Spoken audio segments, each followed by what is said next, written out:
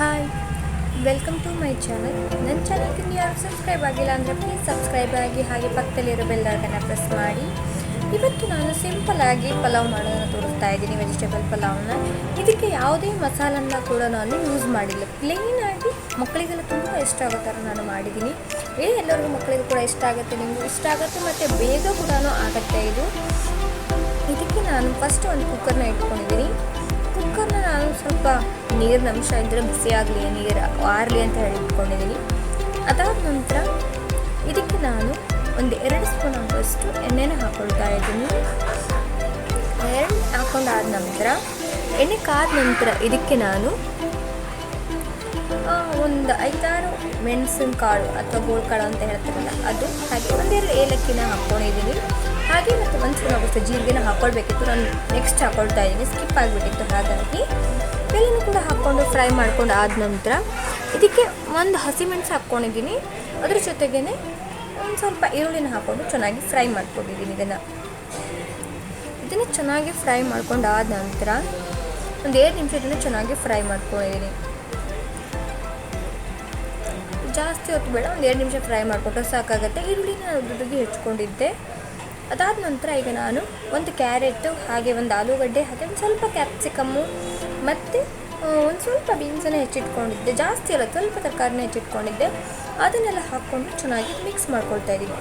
ಅದನ್ನು ಚೆನ್ನಾಗಿ ಫ್ರೈ ಮಾಡ್ಕೊಳ್ಬೇಕು ಫಸ್ಟು ಒಂದು 2 ನಿಮಿಷ. ಇದನ್ನು ಹಾಗೆಯೇ ಮತ್ತು ಗ್ರೀನಿಶ್ ಆಗಿರಬೇಕು ಅಂದರೆ ಇದಕ್ಕೆ ಒಂದು 1/4 ಸ್ಪೂನಷ್ಟು ಸಕ್ಕರೆ ಹಾಕ್ಕೊಂಡ್ರೆ ಕಲರ್ ಹಾಗೇ ಇರುತ್ತೆ. ಗ್ರೀನ್ ವೆಜಿಟೇಬಲ್ಸ್ ಇರುತ್ತಲ್ವ, ಅದ್ರ ಕಲರ್ಸ್ ಕೂಡ ಹಾಗೇ ಇರುತ್ತೆ. ಹಾಗಾಗಿ ಎಲ್ಲ ಹಾಕ್ಕೊಂಡು ಚೆನ್ನಾಗಿ ಮಾಡ್ಕೊಂಡಾದ ನಂತರ ಇದಕ್ಕೆ ನಾನು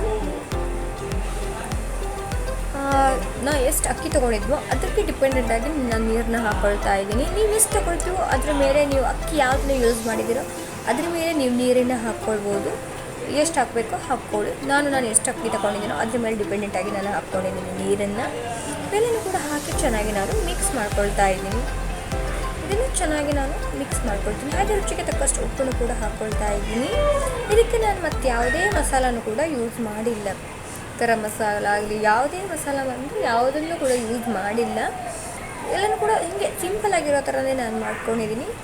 ಅದಾದ ನಂತರ ಈಗ ನೀರನ್ನ ಹಾಕ್ಕೊಂಡಿದ್ದೀನಿ ನಾನು. ಇದು ಚೆನ್ನಾಗಿ ಕುದಿ ಬರಬೇಕು. ಸ್ವಲ್ಪ ಕುದಿ ಬಂದ ಮೇಲೆ, ಒಂದು ಕುದಿ ಬಂದ ಮೇಲೆ ಇದಕ್ಕೆ ನಾನು ಅಕ್ಕಿನ ಹಾಕ್ಕೊಳ್ತೀನಿ. ನಾನು ಅಕ್ಕಿನ ವಾಶ್ ಮಾಡಿ ಒಂದು ಅರ್ಧ ಗಂಟೆ ನೆನೆಸಿಟ್ಕೊಂಡಿದ್ದೆ. ಅದನ್ನು ನಾನೀಗ ಹಾಕ್ಕೊಳ್ತಾ ಇದ್ದೀನಿ. ನೆನೆಸಿಟ್ಕೊಂಡ್ರೆ ಅಕ್ಕಿ ಚೆನ್ನಾಗಿ ಬೇಯುತ್ತೆ ಕೂಡ, ಹಾಗೆ ಚೆನ್ನಾಗಿ ಆಗತ್ತೆ ಕೂಡ ಅನ್ನ.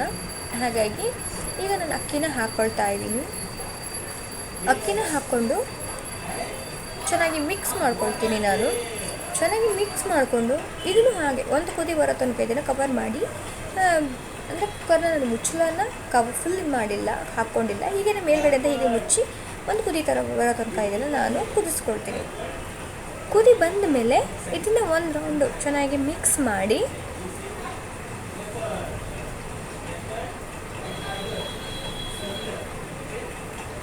ಇದನ್ನು ಕವರ್ ಮಾಡ್ಕೊಳ್ತೀನಿ. ನೋಡಿ, ಇದೀಗನ್ನು ಕದಿ ಒಂದಿದೆ. ಇದನ್ನೀಗ ಕವರ್ ಮಾಡಿ ನಾನು ಕುಕ್ಕರ್ನ ಮುಚ್ಚಿ 1 ವಿಸಿಲ್ನ ಹೊಡೆಸ್ಕೊಳ್ತೀನಿ. ಸಾಕಾಗತ್ತೆ 1 ವಿಸಿಲ್ನ ಹೊಡೆಸ್ಕೊಂಡ್ರೆ. ಹಾಗೆ ಅದ್ರ ಮೇಲ್ಗಡೆಯಿಂದ ನಾನು ಹಸಿ ಬಟಾಣಿ ಹಾಕ್ಕೊಂಡಿದ್ದೀನಿ.